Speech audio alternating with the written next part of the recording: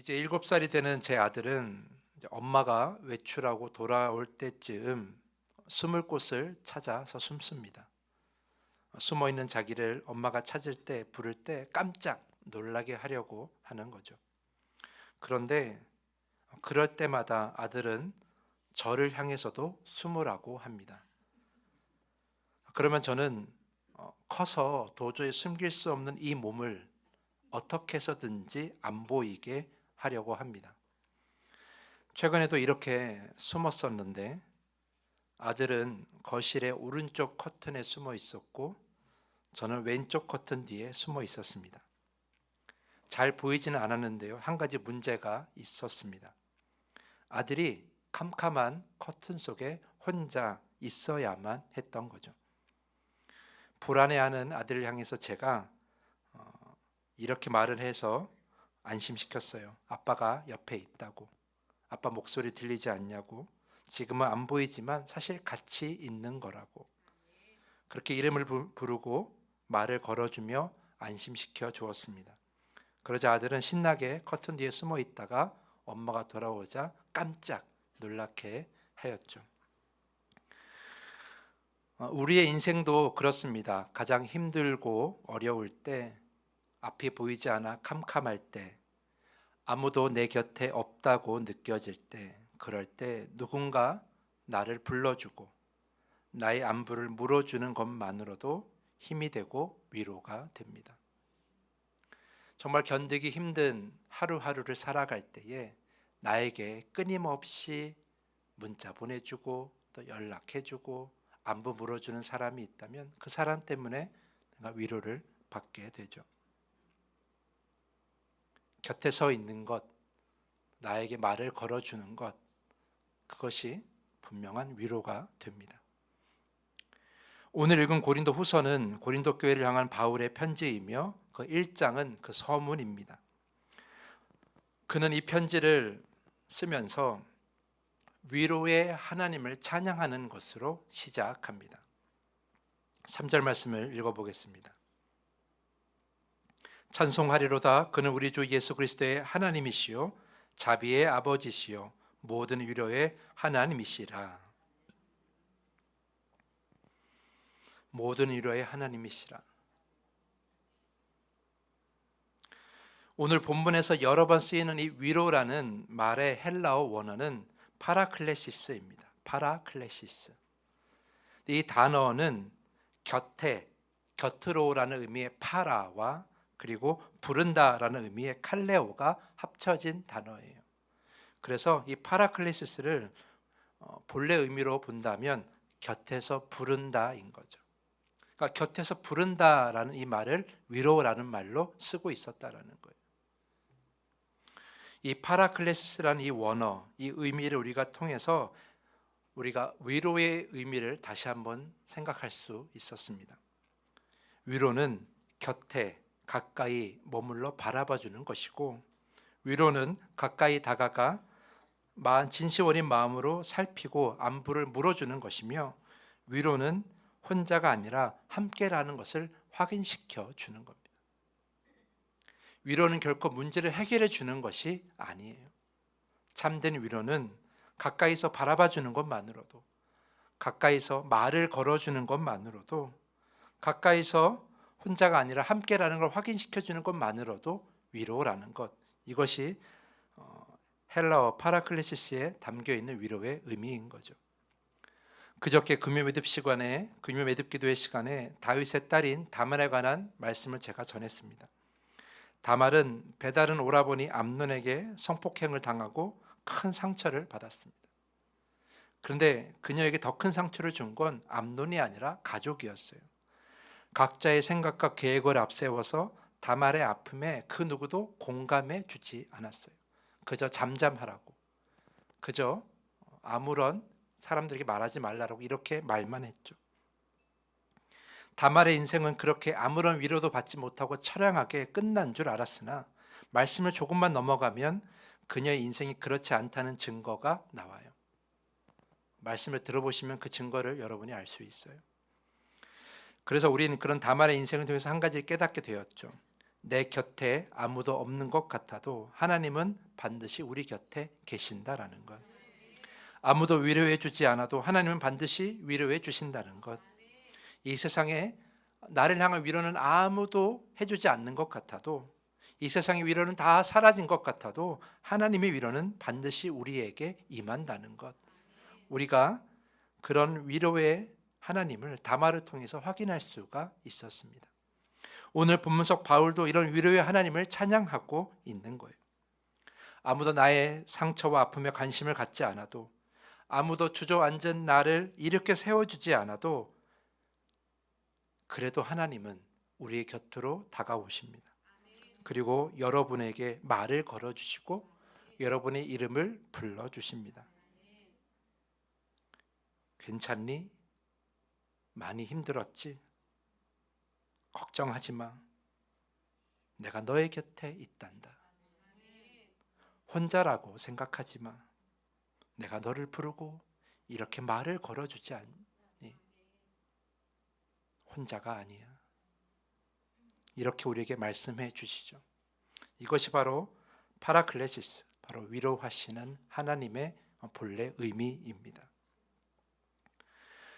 그런데 여러분, 오늘 저는 이 설교를 통해서 이 위로의 하나님을 믿고 하나님의 위로를 받으며 힘을 내라는 말씀만 전하려는 것은 아닙니다. 하나님께서 우리를 반드시 위로해 주시지만 그 위로를 받는 자가 마땅히 해야 할 사명이 있다는 것, 그것을 오늘 본문 안에서 깨닫게 됩니다. 그 사명을 여러분과 함께 나누고자 합니다. 4절 말씀을 보겠습니다. 우리의 모든 환난 중에서 우리를 위로하사 우리로 하여금 하나님께 받은 위로로서 모든 환난 중에 있는 자들을 능히 위로하게 하시는 이시로다. 조금 쉽게 이해하실 수 있도록 이 4절 말씀을 세 번역으로 다시 읽어드리겠습니다. 하나님은 온갖 환난 가운데서 우리를 위로하여 주시는 분이십니다. 따라서 우리가 하나님께 받은 그 위로로 우리도 온갖 환난을 당하는 사람들을 위로할 수 있습니다. 우리가 하나님께 위로를 받을 때 그 위로로 온갖 환난을 당하는 사람들을 위로할 수 있다는 거예요. 여기서 온갖 환난이라는 이 표현을 쓴 것은 우리가 위로하지 못할 사람이 없다는 거예요. 다시 말해 하나님의 위로를 받은 자는 반드시 우리 주변에 누군가를 위로해 주어야 한다는 것, 이것이 바로 위로받은 자의 사명이라는 거예요. 신학자 유진 피터슨의 메시지 성경을 보면 이 부분을 더욱 명확하게 이렇게 사역하고 있어요. 제가 이 말씀을 메시지 성경으로 읽어드리겠습니다. 모든 위로의 하나님, 그분은 우리가 힘든 시기를 겪을 때 우리 곁에 오시는 분입니다. 또한 그분은 우리가 알아차리기도 전에 힘든 시기를 겪고 있는 다른 사람 곁으로 우리를 데려가셔서 그분께서 우리를 위로해 주셨듯이 우리도 그 사람을 위로하도록 힘 주시는 분입니다. 하나님은 우리에게 힘 주십니다. 하나님은 우리에게 위로하여 주십니다. 이것은 결코 변하지 않는 진리입니다. 그런데 바울은 오늘 우리에게 왜 힘을 주시는가, 왜 우리를 위로하시는가의 그 이유를 분명하게 설명하고 있습니다. 우리와 똑같은 아니면 더한 고난을 겪고 있는 그 사람들이 우리를 데려가서, 또는 그 사람들 우리 곁으로 불러서 우리가 받은 위로를 받게 하기 위함이다. 그들에게 우리가 받은 위로를 나눠주기 위함이다라고 오늘 설명하고 있는 거예요. 그래서 여러분 꼭 기억하셔야 됩니다. 하나님이 우리를 위로하신다라는 것은 나도 누군가를 위로해야 된다라는 거예요. 그래서 이 하나님의 위로가 우리의 삶에서 끝나서는 안 돼요. 왜냐하면 하나님은 이미 우리가 모르는 사이에 하나님의 위로가 필요한 사람 곁으로 우리를 인도하고 계시기 때문이에요. 그래서 우리에게 힘을 주시고 위로하시는 거죠. 그런데 어떤 성도님들은 이렇게 반문하실지도 몰라요. 목사님, 제 일을 해결하는 것만으로도 힘들어요. 어떻게 위로를 해줍니까? 다른 사람의 어려움이 눈에 들어오지 않습니다. 제 스스로도 감당하기 어렵습니다. 나의 하루도 힘겨운데 다른 사람의 하루를 위로하는 것은 결코 쉬운 일이 아니에요. 말은 쉽지 어려운 일이에요. 이렇게 반문하실지도 몰라요. 그러고는 누군가를 위로하는 것을 거절하시죠. 그저 위로받기만을 바라는 우리의 마음을 보게 되는 거예요. 하지만 이런 생각과 태도는 하나님의 위로를 제대로 받지 못했기 때문이에요. 5절 말씀 봅니다. 그리스도의 고난이 우리에게 넘친 것 같이 우리가 받는 위로도 그리스도로 말미암아 넘치는도다. 바울은 그리스도의 복음을 전하면서 많은 고난을 당했어요. 오늘 읽은 말씀을 보면 그가 사형 선고 받은 것처럼 고난을 당했다라고 고백하고 있어요. 우리가 감히 상상할 수 없는 핍박 속에 있었다라는 거죠. 그런데 바울은 당당하게 지금 고백하고 있는 거예요. 그 고난이 넘칠수록 주님이 주시는 위로 또한 더욱 넘친다라는 거예요. 하나님은 예수 그리스도를 통해 하나님의 위로에는 한계가 없음을 분명하게 보여주셨습니다. 무엇으로 보여주셨나요? 바로 부활로서 말이죠. 죽음을 부활로 위로하셨습니다. 이것보다 더 넘치는 위로가 어디 있겠습니까? 여러분, 그러므로 이렇게 믿으시기 바랍니다. 하나님의 위로는 우리의 문제보다 더 크십니다. 하나님의 위로는 어두운 우리의 인생보다 더 밝으십니다. 하나님의 위로는 우리의 생각보다 더 완전하십니다. 하나님의 위로는 우리가 주님께 바라는 것보다 더 넘치십니다. 그러므로 하나님의 위로를 온전히 받는 성도는 온갖 아픔을 겪고 있는 그 누군가를 위로해 줄 수 있는 거예요. 왜냐하면 우리 안에 위로가 딱 맞는 것이 아니라 넘치기 때문이죠. 우리가 이 사명을 잊지 말아야 되는 거예요. 우리가 하나님의 위로를 받았다면 나의 가족, 나의 이웃, 내 옆에 있는 성도를 위로해 주셔야 하는 거죠. 그래서 오늘 설교의 제목처럼 위로받고 위로해야 하는 겁니다. 그렇다면 이제 우리 자신의 삶을 돌아보고 우리 자신에게 물어봤으면 좋겠어요. 주님의 넘치는 그 위로를 받은 내가 얼마나 다른 이들을 위로하고 있는가? 그저 위로받기만을 바라는 이기적인 마음으로 이 예배의 자리에 또는 교회에 나오고 있는 것은 아닌가?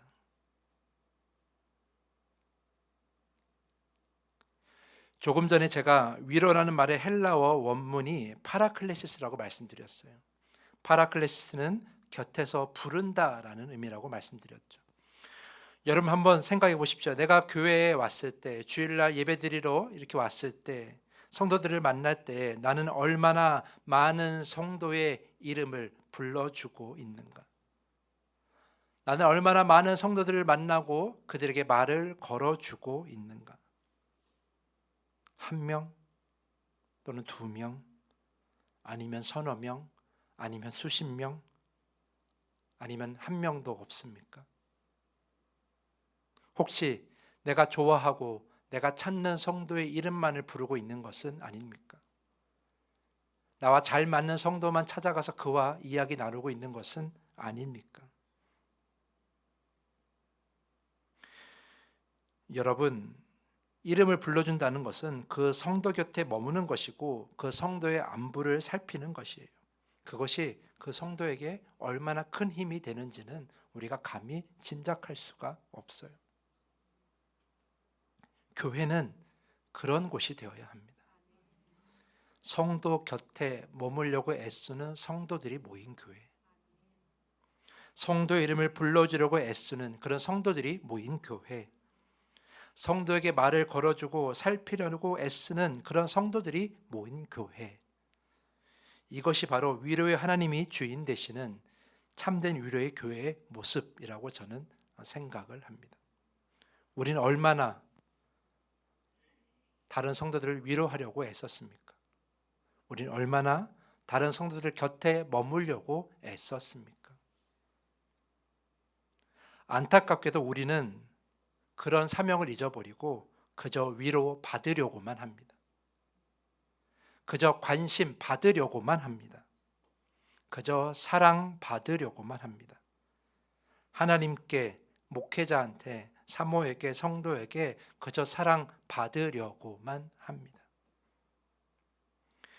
사랑하는 성도 여러분, 사랑 받으려고만 하는 성도들이 모인 교회는 결코 건강하지 않습니다. 다 받으려고 하면 누가 주겠습니까? 물론 하나님의 사랑이 있긴 하지만 하나님께 주시는 위로와 사랑은 하나님께서 직접 주시는 것도 있지만 성도들을 통해서 주시는 것도 있는 거예요. 그래서 우리를 그런 사명을 주시는 거죠. 우리에게 넘치는 위로를 주시는 것은 다른 사람을 위로하라고 주시는 넘치는 위로예요. 그래서 우리가 그 사명에 온전히 응답해야만이 다른 사람들이 받을 위로를 우리가 다 줄 수 있는 거예요. 하나님은 여러분을 통해 오늘 모인 성도들에게 위로하기를 원하신다라는 거죠. 그런데 우리가 다 받기만 하려고 한다면 누가 위로하려고 하겠냐고요. 저만 주면 될까요? 저만 여러분들을 위로하면 될까요? 사모만 여러분들을 위로하면 될까요? 그것 너무도 벅차요. 저 혼자서 어떻게 다 하겠어요? 이 교회가 온전히 서로를 위로하는 교회가 되려면 여러분들이 다 받으려고만 해서는 안 된다라는 거예요. 그렇게 받으려고만 하잖아요. 위로하는 자가 없잖아요. 그럼 다 부족함을 느껴요. 이 교회는 사랑이 없구나. 이 교회는 위로가 없구나. 이 교회는 따뜻하지 않구나. 그런 불만을 갖게 되고 서로를 비난하게 되면서 이 교회가 무너지게 돼 있는 거예요. 파라클레시스, 다가가 불러주는 것, 이것이 위로의 참된 의미라면 우리가 그 위로를 하나님께 받았다면 우리도 다른 성도들에게 다가가서 그들에게 말을 걸어주고 이름을 불러주고 위로해 주어야 하는 거예요. 그렇게 하라고 주님은 이 교회를, 이 더함교회를 세워 주신 거죠.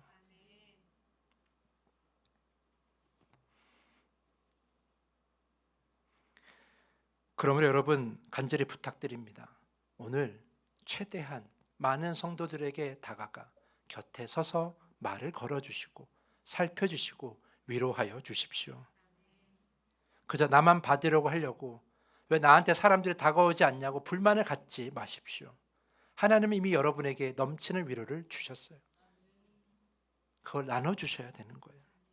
특별히 부탁드리고 싶은 것, 성도를 겉으로만 보고 판단하지 마십시오. 저 성도는 위로가 필요 없어라고 단정 짓지 마십시오. 나보다 좋은 집에 살고 나보다 좋은 옷을 입고 삶에 아무런 문제가 없어 보인다고, 나보다 평안해 보인다고, 그래서 위로가 필요 없다라고 판단하지 말라는 거예요. 여러분, 위로가 필요 없는 사람 없습니다. 걱정 없는 사람 없고요. 상처 없는 사람 없습니다. 제가 여러분 앞에서 맨날 웃고 다니고 평안해 보이는 것 같잖아요. 빠른 시간 안에 교회가 성장했고 남들이 부러워할 만한 이 자리에 서 있는 것 같잖아요. 누가 그렇게 판단할지 모르겠지만 제가 감정을 잘 드러내지 않아서 그렇지 겉으로는 평안해 보일지 몰라도 제 마음은 물속의 오리발 같습니다. 단 한순간도 교회를 생각을 떠나보지 못하고 잠들 때도 깨어날 때도 집에서 사모와 이야기할 때도 교회 얘기 않고는 다른 이야기를 해본 적이 없는 것 같아요. 늘 고민하고 늘 생각하며 그 안에 살아가고 있죠. 힘듭니다. 그것도 쉽지 않더라고요. 근데 여러분, 그 누구 중에 어떤 한 사람도 걱정 없는 사람 없고 상처 없는 사람 없다는 거예요. 다 위로가 필요한 성도라는 거죠. 저도 위로가 필요합니다. 여러분들도 다 위로가 필요합니다. 여기 모인 모든 사람들 중에 위로가 필요 없는 사람은 없습니다. 그래서 하나님께서 우리들을 모이게 하신 거예요. 서로 위로하라고. 그래서 우리가 그 위로의 사명을 포기해서는 안 돼요. 이 사명을 포기하면 누군가는 위로를 받지 못하게 되고 누군가는 힘들어할 수밖에 없게 되는 거예요. 넘친 하나님의 위로 안에서 넘치는 사랑과 은혜를 누리고 주변 사람들에게 그 위로를 나눠주셔야 하는 거예요. 그래야 하나님이 우리에게 그 넘치는 위로를 더 많이 주시는 거예요. 만약 우리가 위로를 나눠주지 않고 그 넘치는 위로를 내 안에서 끝낸다면 하나님은 우리에게 넘치는 위로를 주실 이유가 없는 거예요. 그럼 하나님이 우리를 진정 위로하실까? 어쩌면 그 위로에서 우리는 소외당할지도 몰라요. 우리가 영원히 넘치는 그 하나님의 위로를 받기 원하신다면 지금 이 순간부터 내 주변에 있는 사람들을 위로의 눈빛으로 바라보시고 위로받는 자가 아니라 위로하는 자가 되어야 되는 거예요. 그래야 그 하나님의 위로가 우리 안에 넘치게 부어지게 되는 거죠.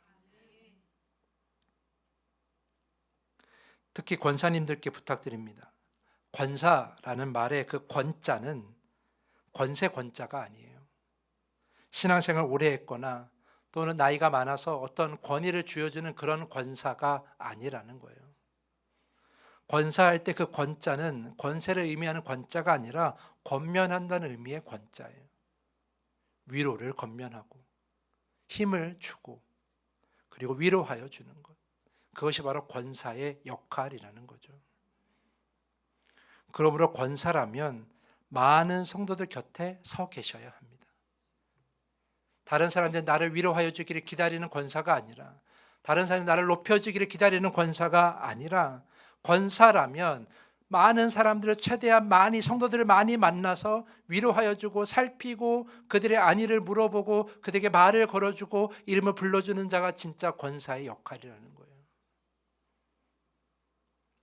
내가 교회에서 맡은 일만 하면 되는 것이 아니에요. 그건 당연히 해야 되는 거고, 진짜 권사는 성도의 모든 안위를 살필 줄 알아야 돼요. 그래서 권사로 세운 거예요. 이제 곧 권사가 되실 집사님께도 부탁드립니다. 시간이 되면 집사에서 권사로 되겠지라는 아니란 생각은 버리십시오. 곁에 서서 말을 걸어주고 안위를 살피고 이름을 불러가며 위로하는 그러한 모습이 우리의 믿음과 삶의 습관이 되어야 되는 거예요. 그래야만이 하나님이 세우시고 하나님이 찾으시는 일꾼으로 이 더함교회에서 세워질 수가 있는 거죠.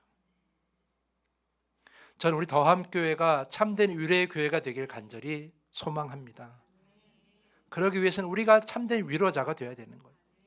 위로 받으려고만 애쓰지 말고 위로하는, 하나님이 넘치는 위로로 말미암아 위로를 주는 진정한 위로의 자가 되어야 되는 거예요. 그래야 이 교회가 위로의 교회가 될 수 있는 거죠. 특별히 우리 교회에 새롭게 등록하시는 성도님들이 계시다면 그들을 정말 위로의 눈빛으로 바라보시고 위로를 건네주셔야 돼요. 하나님께서 그들을 왜 우리 교회로 보내셨나? 그것은 하나님께서 그들에게 이 교회를 통해 위로하기 위함이에요. 누가 왔나? 저 사람은, 저 성도는 우리 교회에서 어떤 역할을 할까? 혹시 내 자리를 빼앗는 건 아닐까? 이런 쓸데없는 생각하지 마시고, 어떤 성도가 우리 교회에 등록하면 그들에게 더 다가가 살피고 위로하여 주시는 것이 바로 여러분의 역할이라는 거예요. 우리는 서로를 위로하는 관계이지 경쟁하는 관계는 결코 아니라는 거죠. 하나님께서 이유가 있어 우리 교회에 보내주셨으니 여러분은 그 이유를 잘 헤아리셔서, 여러분이 하나님의 마음을 잘 헤아리셔서 그들을 위로하고 사랑하고 축복해 주셔야 하는 거예요. 그래야만이 하나님의 뜻이 이 교회 가운데 이루어지는 거죠. 사랑하는 성도 여러분, 그러므로 우리는 모두가 다 위로자가 되기를 축복합니다. 위로를 받는 것에서 멈추지 말고 참된 위로자가 되기를 간절히 축복합니다. 그것이 하나님의 참된 위로를 받는 우리의 온전한 모습입니다. 위로받고 위로하는 그런 성도로 가득한 그런 참된 교회가 될 수 있기를 간절히 소망하면서 오늘 말씀을 마치겠습니다. 이제 말씀을 정리하겠습니다. 사도행전에 바나바라는 인물이 있습니다. 그의 이름은 본래 요셉이었어요. 그런데 이 바나바라는 새로운 이름을 가지게 되었는데 그 이유는 그가 많은 성도들을 온전히 위로했기 때문이에요. 바나바라는 그 이름이 뜻이 위로를 권하다, 위로의 아들이다라는 의미를 가지고 있거든요. 저는 바나바라는 인물을 보면서 이런 걸 생각했어요. 초대교회가 어떻게 온전히 세워질 수 있었을까? 그때 정말 많은 핍박이 있었고 어려움이 있었고 순교자도 있었는데 그 어려운 상황 속에서 어떻게 초대교회가 든든하게 세워질 수 있었을까? 저는 바나바와 같은 위로하는 자가 많았기 때문이라고 생각합니다. 그래서 교회가 힘을 얻고 교회가 세워질 수 있었던 거예요. 지금도 다르지 않습니다. 이 더함교회가, 한국교회가 온전히 세워지고 온전히 하나님께 쓰임받기 위해서는 이 교회 안에 위로가 넘쳐야 됩니다. 하나님이 주시는 위로를 받으려고만 하는 것이 아니라 그 넘치는 위로를 다른 사람에게, 다른 성도에게, 내 가족에게, 내 이웃에게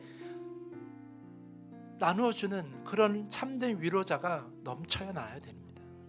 그래야 이 더함교회가, 이 한국교회가 살아날 수가 있고 세워질 수가 있는 거예요. 세상에 위로가 다 사라졌다고 말할 때, 그래 교회만큼은 위로가 살아있어, 교회만큼은 교회 가서 위로받을 수 있어 라고 사람들이 그 위로를 받으러 이 교회에 와야 되는 거예요. 그러면 그들이 하나님의 위로 안에서 믿음을 가지게 되는 거고 하나님을 찾게 되는 것이죠. 사랑하는 성도 여러분, 위로받기만 바라지 마시고 위로하는 자가 되십시오. 넘치는 하나님의 위로를 받고 그 넘치는 위로를 오늘 만나는 성도들에게 전하십시오. 성도들을 바라보고 살피고 이름을 불러주십시오. 내가 더 많은 이들을 위로하겠다라고 여러분 경쟁하십시오.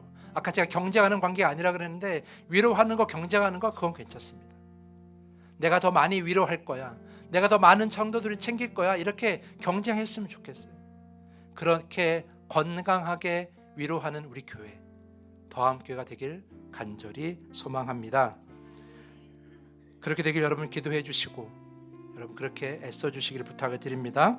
이 시간에 기도하겠습니다.